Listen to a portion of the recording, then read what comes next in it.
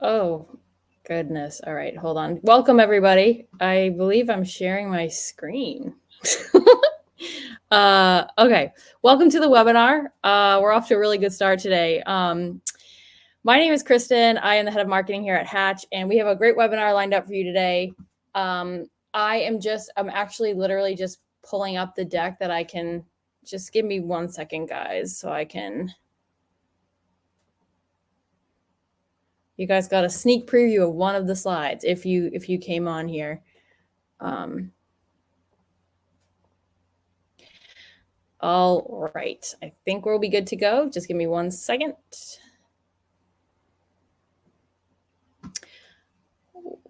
While we wait for the slides to load. Oh, there we go. Okay, great. So welcome to our webinar, State of Leads 2025. We've got a great webinar for you today. Unfortunately, we had pretty much a panel lined up for you, and then the flu happened and events happened. A lot of stuff happened. So we kind of had to pivot a little bit. But I'm really excited about what I'm going to be sharing with you guys today. I compiled a lot of different insights, especially from past webinars that we've done, and just insights from different customers. And then we also have Jenna on the line here. So Jenna she represents EverConnect and Socius. So Jenna, I'm going to give you a second, tell us about yourself. And then if you can, I know I've had to have you do this a few times, but if you can briefly describe EverConnect, Socius, what is the relationship there? That's really helpful for giving people context. No problem. Thanks, Kristen. Hi, everyone. I'm Jenna Gakey. I'm a marketing manager over at Socius and EverConnect. And to better explain that, we consider Socius part of the EverConnect family of brands. And EverConnect is ultimately a full service agency that drives lead generation and marketing services for businesses in the home services industry. So that covers everything from pay per call, paid ads, SEO. We do website design. We do programmatic advertising. So whether you're looking for getting leads immediately, or if you're looking for more branding campaigns that have more of an agency feel, the EverConnect and Socius legs within the company can do that for you. So if you guys have any questions about EverConnect, family of brands, and Socius, feel free to indicate that you'd like to learn more toward the end of this webinar. Yeah, thanks, Jenna. So we're going to do a poll at the end where you can raise your hand if you want to learn more about Hatch or EverConnect /Socius. Socius. And the name means partner in Latin. So if anyone was wondering why it's such a unique name, that's the translation. I mean, I like it because it's like social too, and like marketing, but like I'm always like Socius. Okay. So you have an opportunity to raise your hand, your digital hand, which will happen at the end. And then also, if you have any questions throughout the webinar about Hatch or EverConnect or Socius, feel free to put those in. I am going to tell you just a minute about Hatch, and then I'll get into the agenda. And I also, while I'm telling you guys about Hatch, I would love for you to just throw in the chat, I see we already have 80 people on, which is great. Let me know what industry you're in, and what your role is in your company. Are you the contact center manager? Are you marketing? Are you a director? Are you doing sales? I love to just have a feel for who we're working with here. And I really do want this to be a pretty interactive webinar. I mean, for those of you who just want to come in and sit in the back, that's totally fine too. For those of you who have questions, advice, input, I encourage you to raise your hand. I really like when you guys chat in. So Janeth, you're the first one. HVAS. Was that a typo, or am I missing that? Is HVAS an industry? Not sure. Let me know. A lot of chats coming in all at once here. So before I get into myself and Hatch, let's just take a quick look here. So Casey, HVAC, Julie, Rebath, lead setter. Casey is director of sales. Ed, roofing, sales and marketing. Adrian, marketing manager, PHCE. Oren, door installer, owner. Katie Forrester, roofing for storm restorations. Jeff Tree. We have a lot of people. So we've got HVAC, roofing. Oh, Janet meant to say HVAC. Got it. Awesome. Okay, I won't read all of these, but please keep putting them in because this is really helpful for me to see. But my takeaway here is that hello, Dave. Your name looks familiar to me. I think I've seen you on past webinars. The takeaway here is we've got a lot of different industries, which is great. We also have one thing in common, which is we like to generate good leads. We like to convert those leads. We want to know what's going on in our industry. We want to know what's going on in the general consumer ecosystem. So we have a lot of that for you today. My name is Kristen. I'm the head of marketing at Hatch. And a little bit about Hatch. I know we have a mix of Hatch customers and prospects, or maybe you're not even that interested in Hatch. That's okay. If you just want to learn about lead generation, like the more you can educate yourself, the better.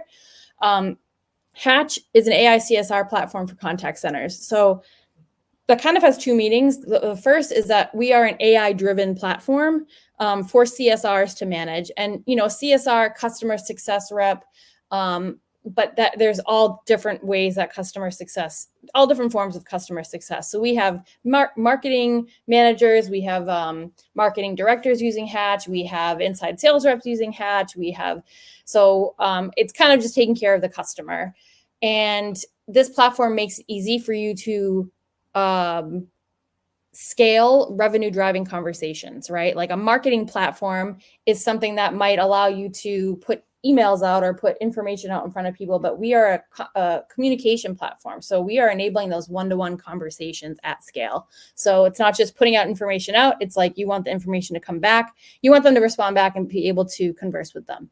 And then the other part of this is that we actually do have AI CSRs that will communicate with your customers. They can text and email them, and you can train them specifically to basically do exactly what you want when you want it. And of course, like no AI is going to be perfect, but it is really cool that you basically train it like you would train a human. So think about like when you bring on a human CSR, you give them a script, you give them like, you kind of tell them, this is our brand personality. Like, this is what we like to exude. These are the questions that I want you to ask people when they come in. And then you let them out into the wild, and then you have to kind of train them and like give them advice and refine them a little bit. And that's the same thing with our AI CSRs. So that was a lot longer than a 1-minute little description.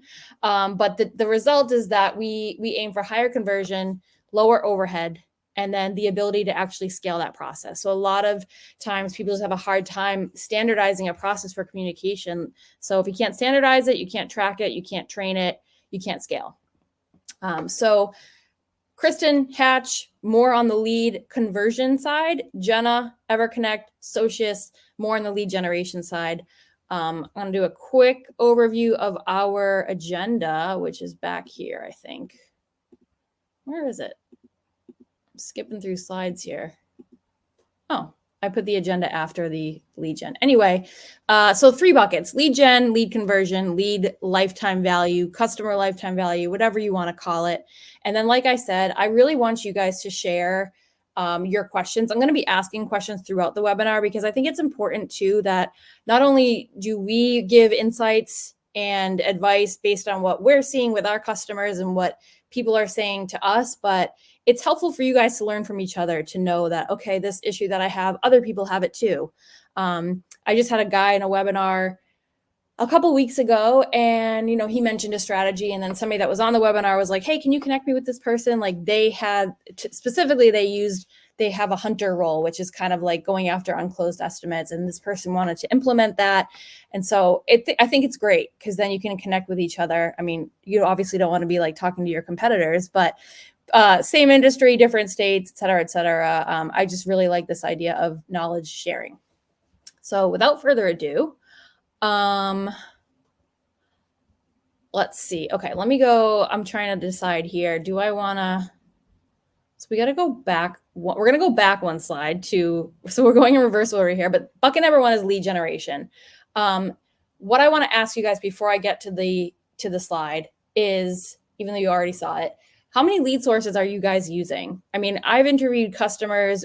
I've heard calls with prospects. They're using, some people are using 5 lead sources. Some people are using 26. So put in the chat how many you're using, because that's helpful for me too. And then I will go to this slide here. Kenny, you get a prize. You're the first one. 12 lead sources. Okay, good. It'll be cool to kind of see if there's like an average on here. I would love to actually utilize the polling function on here, but we're out of time. Okay, 2 or 3. Janet is using 1 lead source. Sherazad 5. Okay, so we're seeing quite a variety. Nick Spinner, too many to keep track of. That may not be a good thing, Nick. You want to be able to track your marketing. 20. Neely also has way too many. Okay, Nick and Neely, you guys need to maybe talk. All right, so we've got a good mix here. Okay, so my slide here is just showing so this, there are so many lead sources out there, right? How many lead sources do you use? I mean, we have a lot of customers that are like, hey, we use these lead sources. Do you have any more? Do you know of any more? And the point I want to make here is that yes, you want a good mix of lead sources, but also you want to make sure that you are only using as many lead sources as you can track, measure the performance, and have them work well together with one another. And in the next slide, I'll get into kind of like the types of lead sources that you want to use. But, Jenna, from your point of view, you'd probably agree with me, right? Like you don't want to have more than you can track. Yeah, of course. You want to be able to see the data coming in. And ideally, if you're working with a reputable lead generator, you have a real human being you can talk to on the other side who's walking you through the performance and the results and helping you optimize your campaigns. And what we usually see is a lot of businesses are like supplementing their lead generation channels. So maybe they have a handful of main companies they work with, but maybe there's another company and they just do their paid ads with them because maybe that company happens to really, really specialize in pay-per-call. So like one of our products is called EverConnect Direct. And we do have a lot of people who will come in and say, hey, can you run my branded pay-per-click campaigns for us, kind of as like a supplemental additional channel to get leads. That way you're really kind of covering all the channels available and you have like as much coverage as possible. Yeah, Jenna makes a great point, and I've interviewed a few customers, and this isn't just like specific to Hatch, but most of our customers are using multiple lead sources. And you want to have, and that doesn't mean like you're necessarily you don't necessarily have to be using like competitors, but Jenna is saying like you may have an agency that specializes in helping you with and we'll get to this in the next slide, with basically a different specialty for the type of lead that you want to generate. And then Jenna, can you distinguish for me lead aggregator versus lead generator? Because I think some people get that confused. Yeah, so EverConnect is considered a lead generator. So it generally means that we will work with aggregators when it comes to our pay-per-call, also called EverConnect Live product. So that's allowing us to do live phone call transfers from the homeowner who's seeking a service or project. We then vet them. We make sure that it's a quality lead, that it fits the contractor's requirements, like the correct area, that the homeowner is a decision maker that we're speaking to. And then once we've completed that vetting process, we then give that warm transfer over to our contractors. So in a sense, you can think of it as like a middleman in a way, but we are guaranteeing a one-to-one, which means that it's a direct lead and, we're not having our customers competing with all these other lead generators themselves. So, yep. And then, we allow you to turn it off and on as quickly as you'd like. And we allow customization. So if you need leads immediately, we can help you with that. If you want to turn it off, we can also do that. Yep. So it's just, that's essentially the difference. Yeah, that was helpful for me. And I actually had to be educated on that. for those of you on the call who are, because I know some of you are like pros in lead generation. You're like, you know, you got a billion different sources and you got them all buttoned up. Some people are still trying to understand like what's the difference. So like lead aggregators they can like aggregate leads from different sources, and then a lead generator can work with you to actually like, I think I have this correct, but like they'll have kind of their own network where they can put out like high quality ads, and they can actually source leads from their own network. Or you can also work with a marketing company that will help you generate leads on your own, like organically. So yeah, and then this slide too is you know, the link on here. If you go to our homepage, you know, we integrate with a number of different lead sources, and the whole point of integrating natively with your lead sources is so that you can reach out to them right away. You don't have to wait for them to populate into your CRM first. So I know we get a lot of questions on like, what lead sources should I use? This is a great page just to browse and get ideas, and then you can kind of like go from there on which ones are best for you. All right, next slide is, so types of lead sources. So I'm going to go over this, you know, and we'll talk also about what, like, which ones to use.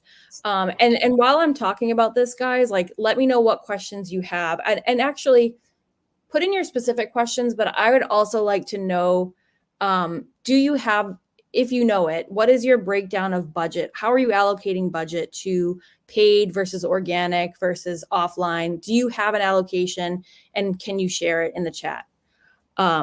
Jeremy, yes, there will be a recording of this webinar. After like within an hour, the automatic recording will get sent to you. And then the next day I will do like a written recap. We can also, you know, link this deck. And so that's just like for those of you who don't have time to like watch another 60 minutes, it'll just kind of give you the points that you can skim over. So yeah, again, put in the chat, what is like, how are you, what is your allocation roughly? And if you don't have that, that's okay too. So types of lead sources, we've got paid. So Jenna has talked about pay per lead. So I want to make the distinction between pay per lead and pay per click. Pay per lead, Google LSA, that's a huge one. If you're using Google LSA, I know like a lot of people are using that. So throw that in the chat if you are, because that'll guide me. I've got some Google LSA tips. So if I know that a lot of you guys are using Google LSA, I'll throw some tips in there. Nick threw in a great question. I will get there in just a second. So we have Google LSA, pay per call, like for example, EverConnect is the pay per call. Lead aggregators, so we talked about that. So these are like your paid channels. Pay per lead. Pay per click is your Google and your Facebook. So I know some of you are using actual Google ads, and that's different from the Google LSA. And then Facebook, that I have heard that one a lot. So if you're not using Facebook, I know especially HVAC companies, they actually find a lot of, they have a pretty good success with Facebook. Before I get into the organic, let's see, we have a lot of people talking about LSA. That's great. And I'll link this in the webinar recap, but we did an LSA webinar last week, I think it was, with Sam Preston from Service Scalers. We had a lot of great insights on there too. So we talked about paid, organic. So your website, your listings. I actually meant to say Google My Business in that. Nope, I did a typo, guys. Listings should not say any of those. Listings should say things like Google My Business, Facebook, Yelp. Yeah, exactly. And those should be like, if you're not using all of these channels, then you may want to revisit. And you don't have to use every single one of them, but like you should have kind of like some in each bucket. And then we have our offline. So radio and TV ads, grocery store dividers, vehicle wraps, community events. These are huge. And I'll get to those in a little while. There was a question in here. Okay. Well, first of all, Mike Evans, thank you for sharing your distribution. So you do 90% paid lead sources, 10% organic. And so I'm glad you shared that. So for Mike's business model, like those paid lead sources are a huge source for them. Other businesses, some businesses that have been around longer, who may have a little less competition in their market, maybe they have higher brand awareness, they can rely more on their organic. And some of them don't, some companies don't even use paid lead sources. Other companies, they have a good, they start off using paid lead sources. Then as the success goes up with those and they generate more clients and reviews and brand awareness, they can bring that down and they can rely on their organic more.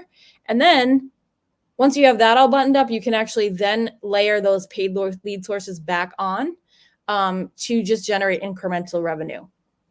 So let's see.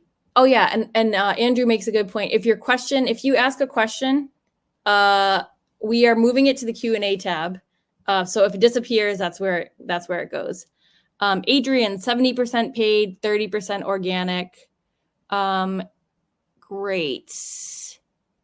Sherazad, yes. LSA is local service ads by Google. So Google kind of gives you like 3 options. You can do paid ads, which show up on your like search results.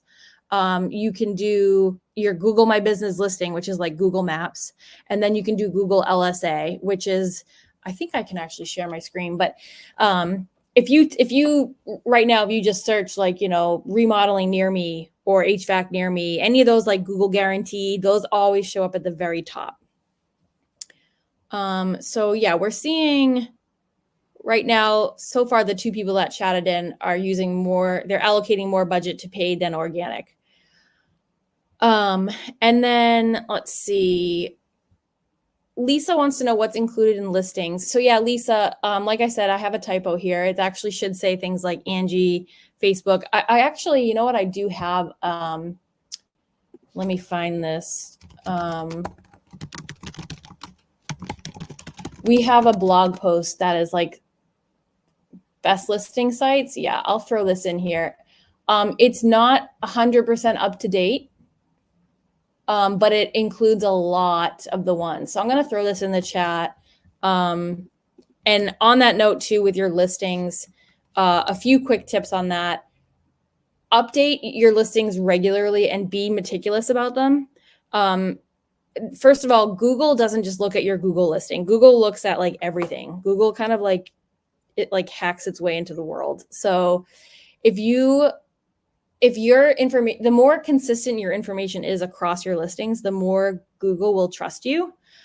So like that's just a reason in and of itself to like make sure it's consistent. And the other reason for keeping them consistent is there are so many directories out there that just auto create directories. They pull from other directories. Like it's a mess. You can't really control all of your listings, but the more consistent you can make the listings that you have control over, the less chance there will be that auto-created listings will be inaccurate, if that makes sense. So if you think of like, like the game telephone, like by the time it reaches like the 8th person, it's like completely different from what was originally said. That's kind of what happens with listings. So that's another great thing to pay attention to. All right, so we've talked about lead sources. I want to talk a little bit about lead temperature. So throw in the chat. I know that some people have a hard time with lead aggregators. So if you're using lead aggregators, I'm curious to know like what your experience has been with them. And how do you feel about these lead sources? And do you agree? From what I gather, you kind of have different temperatures of your leads. So lead aggregators are kind of the furthest away. They are cooler. You can get a higher volume of them. They can be pretty low cost. They have the lowest intent. There is still intent. So it doesn't mean that they're crappy, but like they have the lowest intent. And they're going to take more hand-holding, more reaching out to. And we'll get into this. But I think this is really important to pay attention to. So yeah, there are people putting in the chat that lead aggregators send awful leads. And I totally hear you on that because some of them do really. And sometimes though, it's also a mix of just being able to like know the right way to capitalize on them and convert them. But I definitely hear you. I mean, we've had at least 3 people already, same leads over and over. You get a lot of junk. So hear you on that. In the middle, we have like your organic. So like now you get into paid ads, like your paid ads. Okay, you're still paying for this. So like, but you are getting in front of a relevant audience. as you get closer to organic, like those are going to be your warmer leads, right? Like you're not paying, they're finding you. And it's really hard to rank on today's search engine results page. There's always just so much to filter through. So if somebody has found you organically, that means they did work to get to you. They did some scrolling. They let that wheel scroll a few times, which is like a big effort when you translated that into like, digital, I don't know what you want to call it. Anyway, the cost is medium. So you're still paying, the intent is much higher, and you may need to, you still have to outreach. You have to outreach all of your leads. You have to follow up with them all. But it's, they may not need as much hand holding as your lead aggregator leads. And then you have like closer to your website and your referral. These are lower in volume, but they are like, they don't cost anything. They have the highest intent, and they may need fewer outreaches. So I just want to share that lead temperature scale, because if you don't have a different strategy depending on the leads that are coming in, that might be something to look at for your strategy. And all this is to say that even the lead ags all the way on the left, they are not a terrible source. Like, yes, you guys do get spam leads. I hear you on that. But we do see a lot of people having success with their lead aggregator leads once they have the right setup, once they have the right process in place for managing those leads. Any questions? I think there was something. Okay, so there was a thing about listings, and then let's see. There was a question. Give me 1 second, guys. There was a question. Andrew, I think you moved, maybe, I don't know if you did or not, but if you moved a question over, did you hit publish? Because I always forget to do that, because I'm not seeing questions showing up in the Q&A, but maybe you didn't move anything over. Maybe I'm just not seeing that. Okay. Oh, got it. Okay. So Q&A published. There we go. Got it. Okay. So yeah, Nick had a question. Worried about having too many lead sources and getting a lot of duplicate leads. Is that a legitimate concern? Nick, I think it is a legitimate concern. I do know. I agree. Yeah. I would agree. Yep. If you have too many lead sources and you can't track them, B, you do run the risk of duplicates. There are platforms out there. I know Active Prospect is one that can help to deduplicate your leads. And that way you're actually automatically sending back leads to your lead aggregators if they are already in there. Is that kind of where you were going, Jenna? And, those platforms tend to match based on the email address, because we realize like one company, you may end up with 3 different leads or 3 different contacts from that same company. Doesn't mean that one of those leads is like irrelevant or that you're not going to work them. You're maybe just trying to speak with a different member of that company if the first one wasn't really working for you. But those platforms can help identify like duplicate email addresses so that you aren't like wasting money on the same leads over and over. But obviously if you're using different lead sources or different, you're working with different companies, they're not necessarily talking to each other. So they don't know if you're, getting the same lead from someone else. But, sometimes like, especially in smaller markets, it's a relatively more shallow pool. So it can happen. It happens most definitely. Yep. Totally.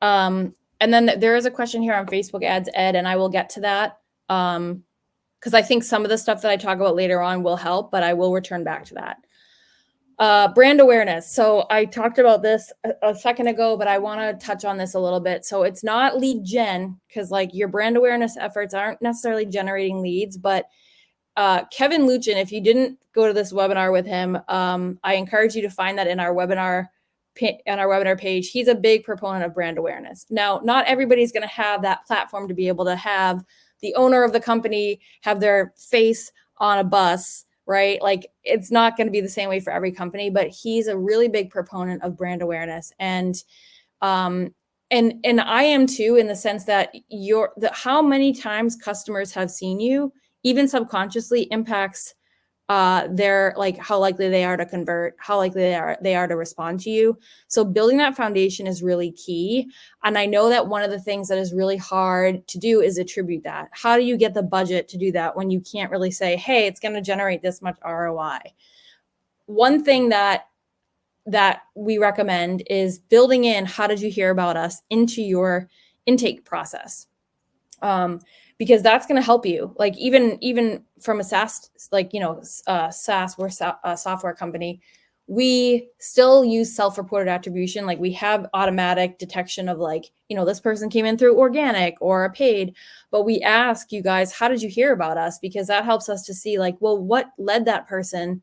Like maybe they clicked on an ad, but maybe they saw the ad before and like didn't think anything of it. But after seeing your company like in the grocery store or on like a, a baseball, event banner or something, it clicks in their head and they're like, okay, I'm going to click on that ad this time. So build that into your intake and lead qualification process for sure. All right. A few more lead gen tips, because I know you guys are using LSA.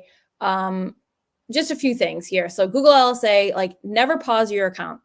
So you may want to lower the budget if you like don't want to have as many leads, or if you can't really afford it at the time. Like do not pause your account, because when you reactivating it, you have to like let the algorithm start relearning again. Like do not pause your account, just lower it to a really low amount.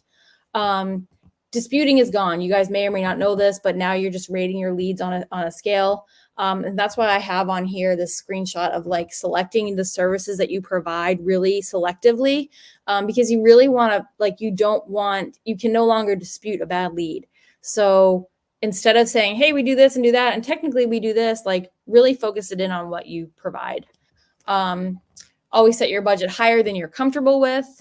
Look at what your competitors are doing. I highly recommend that you just take, even if it's like 30 minutes, Google the service that you provide, see what comes up, see what your competitors, what is their listing showing. Like you can actually get a lot of information out of that. And then lead aggregators. So if you are not sending disposition reports to your lead aggregators frequently, and going over those results, they can't help you. They cannot make it. They cannot say, okay, like these leads were good, and so let's turn the dial up on this type of lead. These leads were bad. Let's turn the dial down on this type of lead. So highly recommend you do that. And then contact forms. I'm going to talk about this really quick. So for those of you that might be confused on compliance, there's been a lot going on with this. The FCC, we did a webinar with Active Prospect and Angie and Hatch, and what you're seeing on this slide is basically like a template for when you have website forms. So for lead generation, people coming to your website, they're filling out a contact form. There needs to be clear verbiage. So if you're already using Hatch, like this is built in. Like you can't get 10 DLC approved if you're not using the proper verbiage. But if you're not using Hatch, like we have plenty of templates, we have plenty of tips on this, but like you need to make sure that you are capturing consent. So make sure your lead gen forms have all of these things checked off. Again, you'll get this deck, so I won't go over every single one. And then the other part is your first message to your leads needs to identify your company and give them the ability to opt out. All right. Jenna, I want to close off and you kind of mentioned it a little bit already, but can you just go over a few things, like when you are vetting a lead provider, some of the questions to ask and things to look for when you're looking at different lead sources? Sure. So first of all, I would probably ask, like, is it a dedicated, like when you are getting those leads from the lead provider or lead generator, are they dedicated, committed leads to your business? That way, like, so that when that lead gets passed to you, it's yours to work, and you're not going to have to be scrambling to compete to grab that with a bunch of other companies. And now with the new TCPA regulations that got pushed to start next year, we have a little more time, but ideally, any lead generator or provider you're working with should already have that on lock to where you have the one-to-one pass off. Yep. And then, when you're working with that provider or generator, they should be ideally, vetting that these leads are appropriate for you, for your metro, that they are giving you the decision makers. So the likely, the head of the household or the homeowner. and, making sure that it's not spam, obviously. Yeah. And then, I don't, I can't speak to all lead providers, but we generally, like, we give the option to turn, the lead faucet, we call it, off and on again, depending on your needs, how busy you are, can your team handle more leads at at this time. And then we're basically guaranteeing quality leads. So we only charge for quality leads. So that's a conversation that happens between our customers and the account managers. So I think those are good things to demand of a lead generator or lead provider. So if you are hearing that from a company, I think that's a good place to start. Great. And I did forget, I had one more slide on here that I just wanted to, yes, controlling your lead volume. I'm going to get to that later. Cost of marketing. So this is another thing, if you're not paying attention to, some of you maybe, but tallying up the total cost of your marketing expenses and then calculating that as a percentage of your revenue. I'm not going to provide like a confident benchmark because this all kind of depends on your business, but I think anywhere from like 3 to 8% and then higher. Like we're seeing cost of marketing go up anyway. I mean, costs rise every year, no matter what, but paying attention to that and tracking that, because you can see that as a percentage of your revenue and use that directionally, right? You don't necessarily have to follow a rule based on what it should be for your industry, but monitor that number and see where it's going throughout the, quarterly or monthly, quarterly, yearly, et cetera. All right, so we're doing pretty good on time. So we're halfway through. So we've talked a lot about lead generation, and now I want to segue into lead conversion. So, question for you guys. And Chad actually has a really good thing here. Always ask to see examples of their campaigns and copy of their specific campaigns after they're up and running. That's a great piece of advice, Chad. Appreciate that. And that reminds me, if you guys have any other thing, like I welcome your input. I want you to share your knowledge. You never know who you're going to help on here. So please include your input, piggyback on advice. Anything you want to put in here would be really great. All right. So question for the audience. Do you guys have an idea of, and Charles, yes, the one-to-one consent rule was pushed to next year. It was supposed to take effect in January of this year, and it got pushed to next year.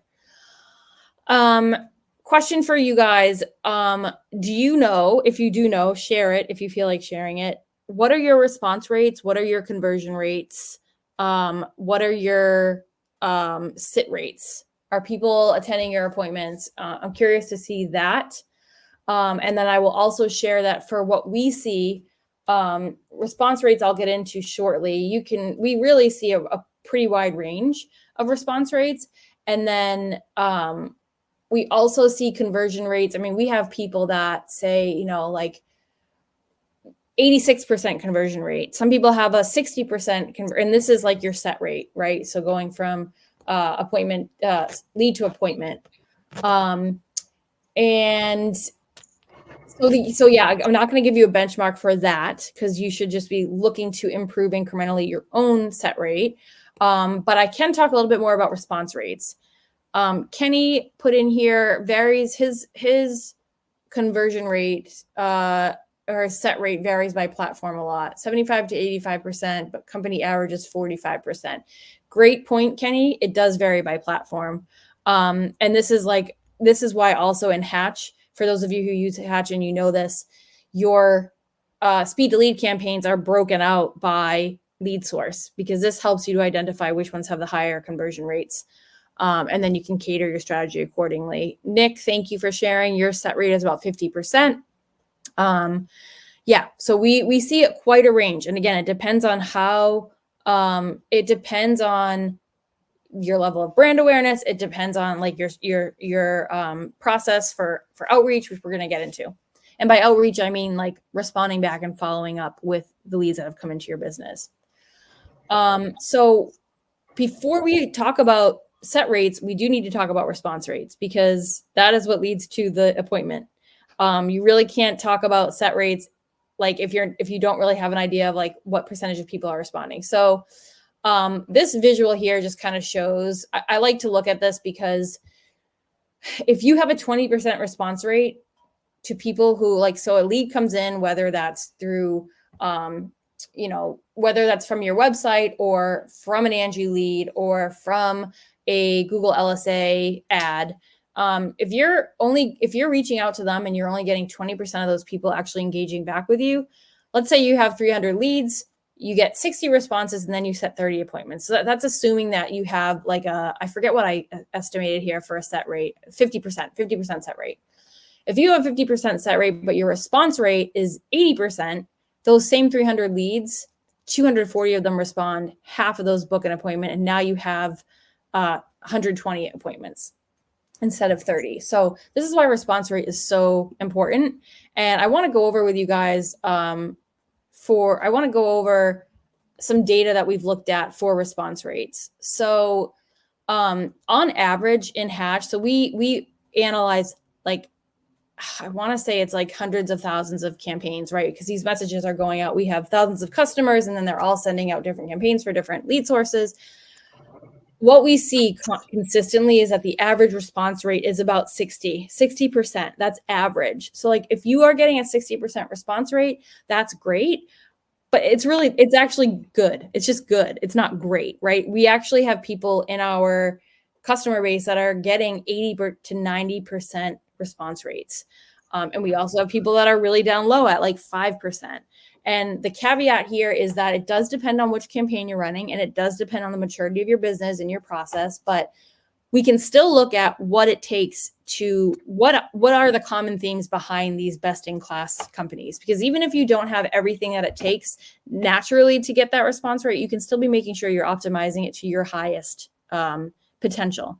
So when we've analyzed these campaigns, here's what we find. Short messages, 160 characters is really like, that is like the ideal length of a text. Now with compliance, with the nature of what you're texting about, and like some of you, like your business name is like heating, cooling, and plumbing, like it's going to add some character counts in there. So I always put in a buffer of about 220 characters. You invite a response. So a lot of times want to reach out and say like, hey, like, thanks for filling out a form, and then give a lot of different information to try and build that trust. It makes sense, but it's actually better to just keep it to the point and then ask them a question. Hey, what can I help you with? Just get them to respond. You're not getting them to convert. You're not getting them to set the appointment. You just want them to respond. That's your first step. Using multiple channels. So text, email, and call. We know that text is a really popular channel, but there's a reason why there are still services out there that transfer warm calls over to you, like Jenna's company. Calling is huge. We have a lot of customers who use Hatch for the text and email, and they also call as a part of their campaigns, which, quick side note, we are launching today the ability to add call steps to campaigns. And we're doing a webinar on that next week. Multiple channels, multiple touch. It takes 5 to 12 touches to get a response. A lot of people are worried. They don't want to bug this, like, their person. People need to be bugged. And like, if they don't Bug them. Yeah. Yeah, They don't bug want to them. be bugged, they'll let you know. They'll say stop. Like your first text will say, text stop to unsubscribe. They need that follow-up. Time and time again, we see on these campaigns in Hatch, you can look at the conversation history. You'll see like 5 outreach messages go out over the course of 5 to 7 days. And then on day 5 or whatever, the person is like, they just answer like it was no big deal, right? Like if you text your friend like 5 times and they respond back and don't say anything like, hey, sorry, I wasn't, like, there might be something wrong there. But for a customer, that's okay. Like they're just like, yeah, I need this, like no big deal, because they have so many other things going on. They're vetting different companies at once. Like lead aggregators are dishing out one lead to multiple companies. Like you need to be reaching out like this. And immediately. So if you are doing a warm phone transfer, then you are right in there with them. That's great. If you are doing these digital leads that are coming in, like you need to be reaching out ASAP, whether that is a text or a phone call or an email. Ideally, it's all 3, but you need to be reaching out immediately. Conversion rates drop like 8 times after the first 5 minutes. And then reply immediately. So when where I'm coming from here is based on the way Hatch operates. So you have automated campaigns that go out that will reach out to leads as soon as they come in. Also, we do it for triggers such as, maybe they had an estimate given out and it's been 2 days and you haven't heard from them. But the whole point is the automated outreach goes out. That's in real time. That's immediate. Now a customer responds back to you, but are you engaging back with them? Are you engaging once they have engaged with you? Because a lot of leads get lost that way. So this best practice guide, if I have time, I'll skim through it, but I'll share it in the chat as well. Let me see if I can. I want to share. I'm just gonna we're just gonna do a quick little flip through together. As long as I can open it. I realize I can't open it from that. Okay, let's see what happens if I try and share this. Share my screen. Okay, now you guys are seeing. Okay, now you guys can see it. So this is a best practice guide. I'm not going to read it, obviously. I'll share it in here, but this gives you visuals of what your outreach should be looking like, what your communication should look like. This is the company identifier. These are your TCPA requirements. Segment and tailor, keep it short. This is a visual I really like to show is this is the 130 characters. If you get a text from somebody and it's this is 130 characters right here. This is good, right? 227, this is also good. This is great. It needs to be a little bit longer sometimes. You getting into the 363 character count, it's not so great, okay? You're starting to share a little too much information, and then you get in any longer than that, and you are now this needs to just be in your about us page. You are just if people just because the character limit is 600 in Hatch does not mean you should use this. And this is why we have templates. Our templates are not frivolously made. They are based on best practices. And some people they're we're looking for templates that are specific to our industry. Do you have any? And we're we do. And it's these templates. It's the template can actually be so versatile because you are not needing to say much about your company. It is thanks for filling out your form. Can we let us know what you're looking for? So that's another one. And then there's just a lot of different nuances in here. Don't make it a monologue, invite a dialogue, text me back with what you're looking for. Don't give them too much to digest. Keep it conversational. Don't use we are happy. Say we're happy. Use contractions. Talk text the way that you speak, right? Spam trigger words. If you're we'd love to get you scheduled for your free consultation in all caps, that looks spammy. Keep it as simple and bare as possible. And I think that's really going to help with your response rates. So this is just, we're just flipping through here, but there's a lot of different tips in there and examples. And so I will share that in the chat as well. Now let's see if I can move back to slides here. Okay, great. So let's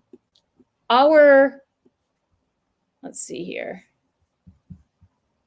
Orienting myself. Okay, so this is what I mean by multi-channel outreach, multi-touch. So these best in class. So for those of you that are using Hatch, you already know the value of this. If you're not using Hatch, this is really important.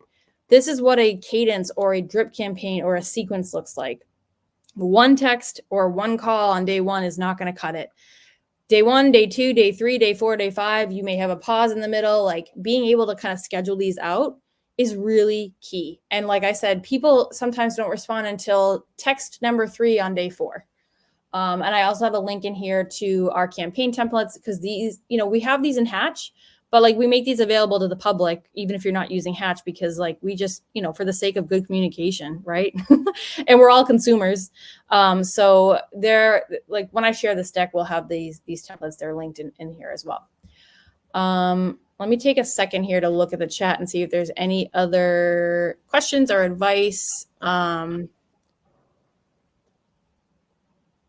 Okay, cool. So you're okay. And Sherazad, I hope I'm saying your name right. You also make a good point, like leads, volume, set rate, conversion rates, they all fell for you in January. Seasonality is a huge thing. For HVAC especially, there's the shoulder season. For remodeling, I know, like, people aren't necessarily going to be like looking to, redo their like porch or something in the dead of winter. So I'm sure that there's seasonality there. And that's what I'm going to get to a little bit later on with the with kind of coming up with your own leads, controlling your lead volume. So let me skip through here. Let's see. This is just an example of our template for speed to lead. Hi, person. This is person with your company name. I got your information from the form you submitted. Text me back with what you're looking for. Reply end to stop text. Because again, you have to have that opt out. On day 2, if there's no response, then, hey, I haven't heard back from you. It's very simple, very bare. This is the reply times that I'm talking about. So if your outreach, we do the automated outreach, and then a person responds, and then your first response. So how long does that take? How long are your reps taking to engage? Most humans are taking 30 minutes to a day, which is an eternity, right? Like if you're reaching out right away and they're responding to you and then you're taking 30 minutes, like there's kind of some like incongruity there. I don't know if that's a word. Is it like inc? I don't know, but you get it. It's incongruous. A quick plug for Hatch AI, our bots respond right away. So the way that our customers are using Hatch AI CSRs, this visual is helpful. Automate outreach, customer replies, AI CSR responds. They handle all the basic interactions, right? Like you're not asking your bot to replace your humans. They are just taking all the rinse and repeat stuff that doesn't really require a human. The stuff that basically turns your humans into bots. Like if you have the CSRs doing this day in and day out, or if you're a CSR on the webinar here, like I'm sure you can attest to the fact that like asking the same questions every single day is a little bit mind numbing. And then you're also dealing with people that are like, you said you'd be here, at 8 a.m. And you're like, no, it's an 8 to 10, 2-hour window, right? Like you're just dealing with people all day long. And that is a lot. I applaud those of you on the call who have to do that. Our AI CSRs kind of jump in and they can respond right away and after hours when you're on break. So that kind of alleviates that burden on the human. And then they can either complete the interaction or they can pass it off to a human when you need it. Chad has a question. How much AI versus human touch do you recommend? Chad, a lot of it kind of depends. Like some companies that have really high volume, like they're just like, you know what? I would rather an AI deal with it than it go unanswered. Because like our AI can essentially, if you integrate with Service Titan, for example, you can schedule an appointment. Your bot can do it all the way to booking it on your Service Titan calendar. Most of our customers like to include at least still one human touch. So the AI CSR will jump in, it will do all the qualifying, rinse and repeat stuff, and then it passes them off to the human. The human looks and says, oh, they're available at this time. They have this information. It takes them 1 minute to say, hey, we're available to come out at this time. Does this work for you? So now all like the other 9 minutes, the AI took care of, and now the human is just doing that 1 minute. We even have companies that even with the Service Titan calendar integration, they still have a human because they do want to at least have one human touch with that customer. So we highly recommend the same thing, like just at least having one human touch. But again, if you have high volume and those leads aren't going unanswered, like by all means, use the AI. Jan, if Hatch works with Service Titan, we can send you some resources on that. But if you're a Service Titan user and you're interested, we are happy to give you more information on that. And then we talked about this, but like those were the factors that impact your response rates within Hatch or within your messaging strategy. So coming back full circle, like if you do not have this like a structured strategy for reaching out to these leads, these Angie leads that come in, these like organic website leads, these social media leads, if you don't have a structured strategy, and if you're not able to necessarily cater it to that lead source, then there's nothing wrong with that. You might just not have the bandwidth for that, but it might mean, okay, let's scale back on some of our lead sources and make sure we're increasing conversion on what we have before adding on new ones. And then there's just certain things that impact also outside of your messaging strategy. The intent, what kind of campaign are you running? Are you following up with new leads, or are you reaching back out into your database for aged leads? What is your attitude like? Do you want to do business with them? I mean, we did a webinar with Matt Tyner of Bone Dry Roofing, and he's like, we are very deliberate. Like, it can be easy to be like, this customer is lucky to have us. Like, you like your company, you're like, we're a pretty good deal, we're a pretty big deal.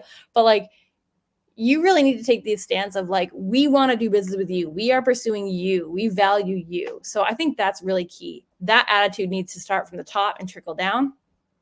Competition in the market, and then brand awareness. There it is again. Like, your brand awareness impacts your conversion rates on everything else further down the stream. I know we're coming up on time here and I want to get to questions. So I'm going to make this really quick. 1 more minute. Lead lifetime value. So this visual is what I want to talk about. So people time and time again, they're like, you paid for that lead. Do not let that lead go. So instead of just like having your outreach strategy, like, what else are you doing with those leads later on? After they book an appointment with you and they do a consultation, are you following up? That's estimate follow-up. What about people that never booked? Or maybe they did get an estimate, but like, you didn't hear from them for another 6 months. Are you reaching back out to those leads? Customers, when they become a customer, are you sending appointment confirmations? Are you sending appointment follow-ups? Are you asking for feedback? Remarketing, are you reaching back out to your customers and being like, hey, you got this service done. Like, do you need this? Hey, do you have any new projects coming up that we can help with? It's not necessarily going to like be your highest, revenue generating initiative, but altogether that accumulates and that generates extra revenue for your business. And this is especially crucial, which I said I would get to, with outbounding your database during slow seasons. Whether that's a slow week. I know for HVAC, a lot of you are trying to like fill the board in advance, or maybe that's a slow season, a slow month, maybe leads are down. These like mining your database are so important. And then memberships, reaching back out to customers who got a membership with you and they paid for a service, like, hey, your prepaid service is coming up. So this is what I'm talking about with like really making sure that you are maximizing the lifetime value of these leads, either as they still remain leads or as customers. So that's the controlling your lead volume. All right. I've gotten through my piece. Let's take a look at the Q&A. Let's see what we got here. I see one from Ed on Facebook ads. Yeah, go for it. Take a crack at it. So Ed, I see that you asked, you tried Facebook ads over a year ago, had no luck. Would you recommend trying again? I would think it would depend on what kind of ad you were running. Were you doing like a static image? Were you using video? I'm sure you've heard this and everyone knows like video is the best format to use if you're going to do an advertisement. And like Kristen was saying earlier, you have to capture people's attention pretty quickly. And you're, competing with a lot of other people in the market, trying to get people's attention. And, for the sake of having enough impressions to be memorable, ideally you want to be using a video. And it doesn't necessarily have to be some like super polished, professionally made video. Like, you could be taking videos of, your guys doing the work. And then if you're, that way it's real and people like can see like, this is the kind of quality that your business can deliver for your customers. So, even just getting clips of videos while you guys are out in the field, that goes a long way. And then if you're targeting it in your communities and you're targeting it to the right, homeowner groups, it's going to resonate. So yeah, if you hadn't tried that, Ed, definitely worth a try. And like, making sure that you feel good about that video that's going out. That would be your best chance at making Facebook ads work well for you again. Yeah, I would agree, especially like faces the owner, like even if it's kind of raw, like people like real. They just like real people. And then before I forget, I'm going to launch the poll, which Jenna mentioned in the beginning. So, okay. So if you are interested in Hatch, maybe you are a Hatch customer and you want to optimize your account. A lot of people are like, hey, am I utilizing it to the fullest? We come out with a lot of new features a lot, and sometimes it can be easy to fall behind. So if you want to just make sure you're utilizing all of those campaigns in that visual that we shared, are you using all those strategies? Because those are all offered within Hatch. Raise your hand. If you are not a Hatch customer and you want to learn about Hatch, raise your hand, pick option A, EverConnect or Socius. Maybe you're interested in one or both. Jenna, I'll have you quickly give like the quick pitch on what each one does again. Yeah, so EverConnect is your lead generation source. So we do the pay per call, so those live phone transfers.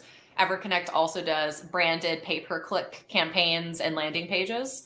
And then you can think of Socius as more of a full service agency. So that will be things like SEO, content writing, website design for generally more for the more established businesses that want like focused branded services. But you know, we all fall under the same umbrella, EverConnect and Socius. So if you speak to one of us and you know it's not, the services aren't exactly what you need, we can like help you get connected with another leg within the family of brands that can help you.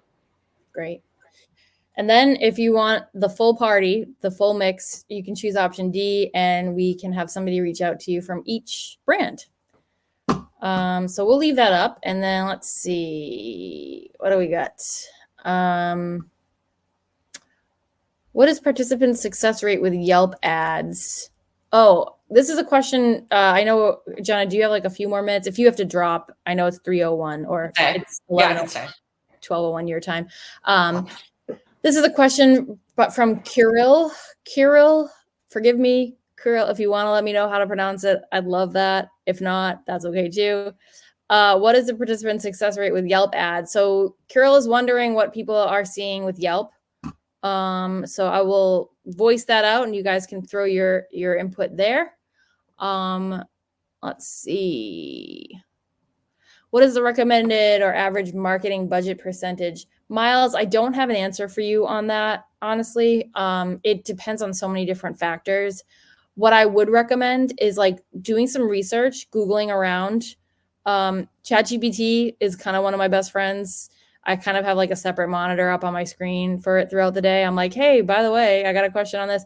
And you can iterate on that question, right? Be like, what is a recommended this? And then be like, well, my company is more like this and that. Like it can do pretty well with getting you to a certain spot. So I don't have a very wise answer for you, but I do have a wise approach you could take.